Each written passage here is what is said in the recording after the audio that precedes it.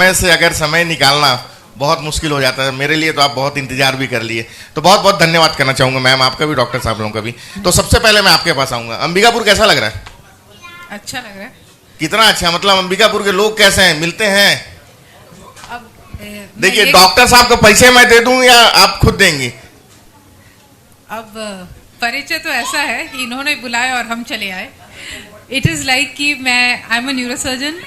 मैंने अपनी जो भी पढ़ाई है सब कुछ चेन्नई मद्रास से की।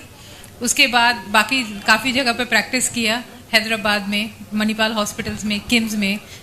जापान से मैंने अपनी फेलोशिप की, यहाँ तक कि निम्हांस, एम्स दिल्ली से भी किया। और उसके बाद प्राइवेट प्रैक्टिस करने के बाद मैंने सोचा I need to go to a place जहाँ पे न्यूरोसर्जन्स की कमी है। अगर आप देखें हमारे छत्तीसगढ़ में 3 करोड़ जनता के लिए इस समय खाली 5 MCH न्यूरोसर्जरी सीट्स हैं, यानी कि हर साल खाली 5 MCH न्यूरोसर्जन्स बन रहे हैं। तो इस स्टेट में एक ऐसी कमी है।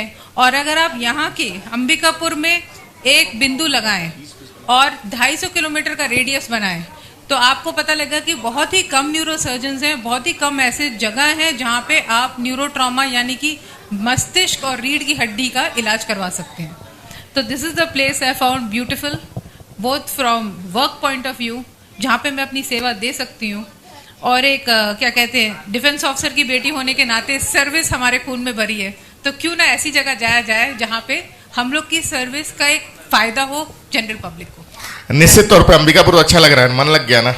Yes sir, definitely. ठीक है, थैंक यू। डॉक्टर साहब? हाँ, मेरा नाम डॉक्टर विशाल है, मैं साइकेट्रिस्ट हूँ। मैंने भोपाल में रह के अपनी MBBS की पढ़ाई की थी, फिर इंदौर में मैंने साइकेट्री में PG किया, फिर अभी मैं शहडोल में हूँ, मेरा होम टाउन है, काफ़ी पास में ही है, 4 घंटे का रास्ता है। और अंबिकापुर में मेरा रिश्ता भी है, मेरी भाभी यहीं से हैं, और काफ़ी अच्छा शहर है, काफ़ी सरल लोग हैं। तो आपसे मिले कहाँ?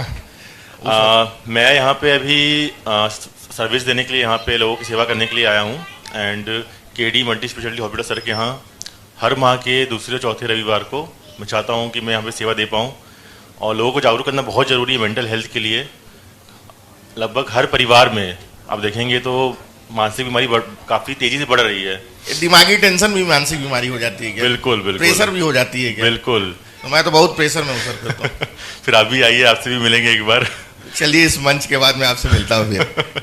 दर्शकों को बताइए हमारे। बिल्कुल, तो इसमें आप देखेंगे तो हर उम्र में, बच्चों में, फिर जो एडल्ट पॉपुलेशन है काफ़ी स्ट्रेस है, जो बूढ़े लोग हैं उनमें भूलने की बीमारी और उनके बर्ताव में भी काफ़ी परिवर्तन देखने को मिलता है। तो हमें ज़रूरत है कि हम पहले जो समाज में स्टिग्मा है एक मेंटल हेल्थ को लेके, वो कम हो, लोग जागरूक हों और खुद से सामने आएँ। जो उनके दिमाग में है कि लोग क्या सोचेंगे वो सब भूलें और बिल्कुल आके मिलें, और अपना जो भी है तनाव है, जो भी मानसिक तनाव है या व्यवहार में कोई दिक्कत है तो उसको आके इलाज कराएं। एंड काफ़ी इलाज के बाद काफ़ी अच्छा रिजल्ट मिलता है। एंड जो भी ये स्टिग्मा है लोग खुद से कम करें, ये बहुत ज़रूरी है। फिर बच्चों में भी जो उनमें हम सोचते हैं कि बर्ताव में कोई दिक्कत होगी, ज़्यादा चंचल है, कम बात करता है, तो हमें ज़रूरत है कि हम बच्चों को भी ला के दिखाएँ। और उनके जो आप देख रहे होंगे सुसाइड काफ़ी कॉमन हो गया है हमारे इंडिया में, पूरी दुनिया में सुसाइड रेट बहुत तेज़ी से बढ़ रहा है। तो हमें ज़रूरत है कि हम उस चीज़ को ध्यान दें, सामने आए और इलाज करवाएं। निश्चित तौर पे देखिए अब अंबिकापुर के लिए खास करके बिल्कुल अंबिकापुर तो हो गया। बिल्कुल बिल्कुल बिल्कुल। अंबिकापुर में हर महीने दूसरे और चौथे रविवार को मैं यहाँ पे मिलूंगा। एंड मैं चाहता हूँ कि लोग खुल के सामने आएँ और आप लोग भी प्रचार प्रसार करें, लोगों को जागरूक करें इस चीज़ के लिए। हम तो प्रचार प्रसार कर ही रहे हैं आप। बिल्कुल बिल्कुल। केडी जो hospital, multi city hospital director Sushil Mishra ji का बहुत बड़ा अहम रोल बताऊंगा कि अंबिकापुर के लिए अगर इतना बारे में सोच रहे हैं तो। सर अपने हॉस्पिटल के बारे में।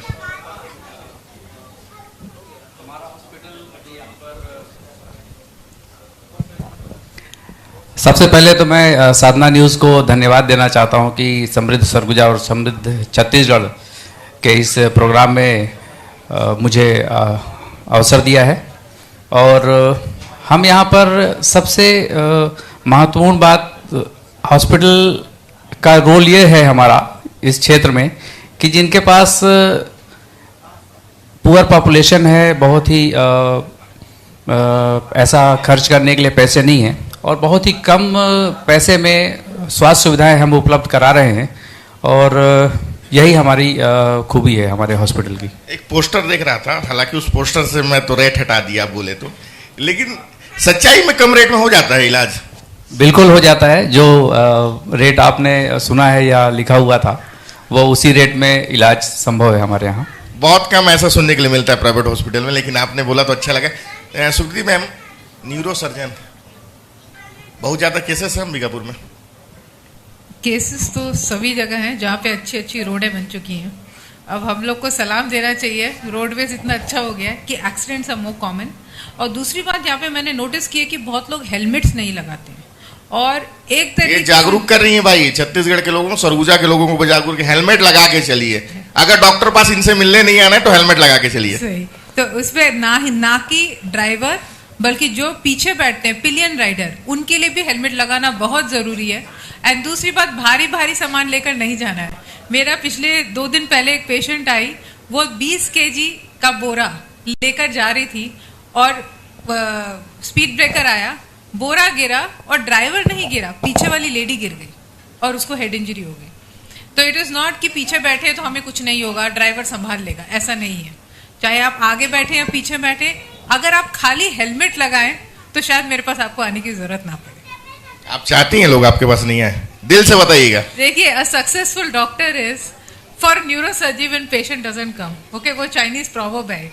तो इट इज लाइक पेशेंट को ये तसल्ली होनी चाहिए कि अगर कुछ हो तो हमारे पास best of the specialist of the country is there. But इसका मतलब ये भी नहीं कि सर ठोक के जाइए जबरदस्ती। That is not needed. No, not at all. देखिए, न्यूरो सर्जन की अंबिकापुर में खास करके बहुत कमी है।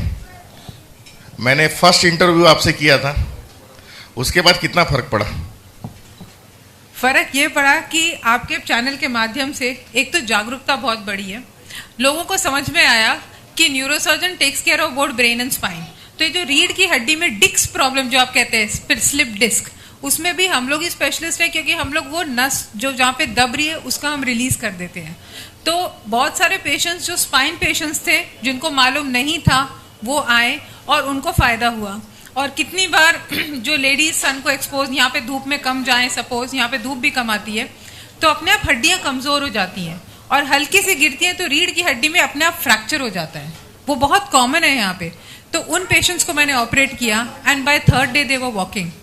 सो आई फेल्ट कि आपने जो एक सेवा की बाय क्रिएटिंग अवेयरनेस, दैट वो फल फूल रही है। निश्चित, मैं तो और मेरा चैनल, ये हमारी पूरी टीम यही चाहती है कि जो लोगों को ज्यादा से ज्यादा फायदा मिल सके। देखिए, आपके बगल में साइकोस्टिक बैठे हैं, वो बता देंगे, आपका दिमाग भी पढ़ लेंगे कुछ देर में।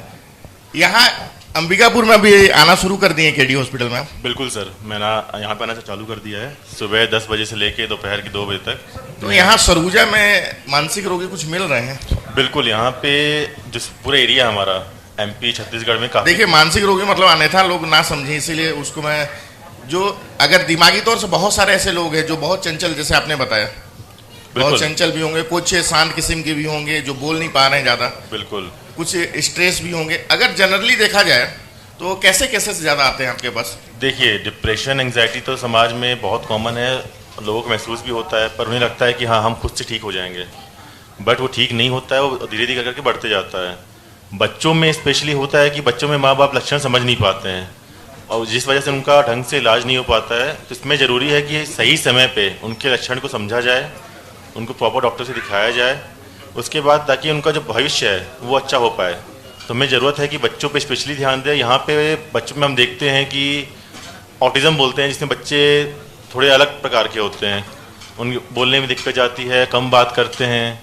तो हमें ज़रूरत है कि ऑटिज़म के बच्चे हो गए, जो चंचलता है या फिर जो बाकी बच्चों की तुलना में कम मानसिक विकास हुआ है, तो हमें ज़रूरत है कि हम उनको समझें, सही समय पर डॉक्टर को दिखाएं।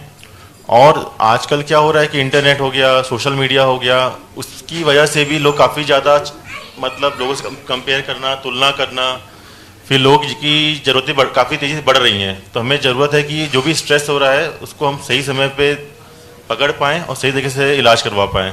मैं आपसे एक इंटरव्यू करूंगा, क्या हमारा एक खास शो चलता है हेलो डॉक्टर, उसमें करूंगा आपसे। डॉक्टर साहब, मैं तो चाहूंगा कि इनको पूरे सप्ताह भर बैठाइए अपने क्लिनिक हॉस्पिटल में, मल्टी सिटी हॉस्पिटल भी आपका। बिल्कुल, हमारी कोशिश भी यही है। और इस चैनल के माध्यम से मैं इस प्रोग्राम के माध्यम से एक बात कहना चाहता हूँ कि कभी भी लोगों को जो छोटी कोई भी बड़ी बीमारी जो है ना, बहुत छोटे छोटे सिम्टम्स दे करके आती है और उसको हमको नज़रअंदाज नहीं करना चाहिए। जैसे नींद नहीं आना, चिड़चिड़ापन, हाथ में सुन्नपन या इस तरह से, या पैर में कोई झंझनाहट या सुन्नपन, जैसा कि अभी मैडम ने बताया।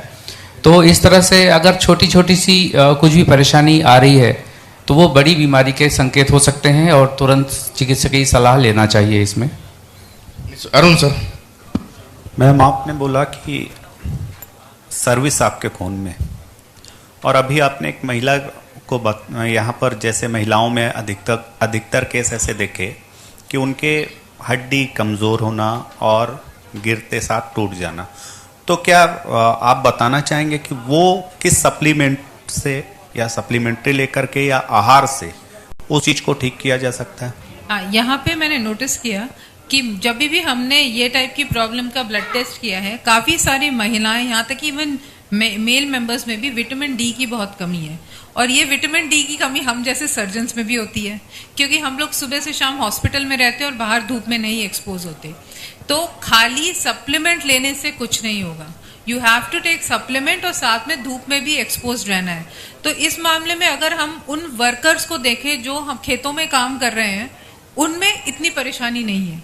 यहाँ तक कि शहर के प्रिविलेज लोगों में, school teachers, bankers, office people, shop owners, इन लोगों में ये टाइप की परेशानी ज़्यादा है। तो विच इज़ वेरी सरप्राइजिंग कि जब तुम्हारे पास सब चीज़ का एक्सेस है, आप में विटामिन डी की कमी है क्योंकि आप धूप में नहीं बैठते। इसका कोई विशेष टाइमिंग विटामिन डी के लिए? प्रेफरेबली जब फुल सनलाइट ना हो, यानी कि दोपहर के समय ना बैठे, सुबह जैसे कहते हैं सुबह सैर पे निकलना, जब धूप हल्की होती है वो सही समय है, या शाम को 3-4 बजे के बाद। Thank you. आप सभी का बहुत बहुत धन्यवाद करना चाहूँगा, खास करके केडी हॉस्पिटल के डायरेक्टर जो सुशील मिश्रा जी हैं, हमारे डॉक्टर विशाल जी हैं, सुकृति मैम हैं।